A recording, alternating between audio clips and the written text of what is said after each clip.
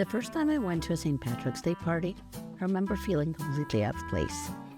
Everyone seemed to know just what to do. They had a green beer at hand, there was loud music playing that they were bumping to, and laughter was bouncing up the walls. And meanwhile, I was standing there wondering if it was socially acceptable to leave after 15 minutes. It took me years to realize that I wasn't broken. I just actually don't want to party on St. Patrick's Day. What I want is a pot of stew. Something slow, comforting, that makes the whole house smell warm while others' drinking songs are playing quietly in the background. So this is what I make every year. It starts with olive oil in a big pot and some ground turkey, though you can of course use beef or chicken or any ground meat you want.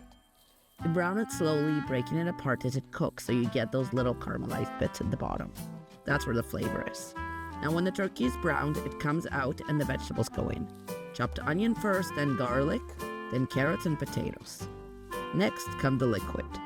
I like to use some stout beer. It doesn't have to be Guinness. It can be any dark beer that you like. Just enough to bring in that malty depth. Then we add chicken stock to build the broth.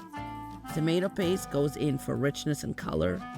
And we've got dried thyme and rosemary for an earthy herbal flavor that makes it unmistakably Irish.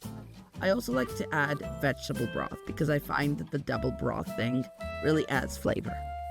The turkey goes back in, the lid goes on, and the stew simmers for about 40 minutes. By the end, you add some salt and pepper, you got tender potatoes, the carrots are soft, and the broth has turned rich and savory. We finish it off with a little chopped parsley in the end, and that's really all there is to it.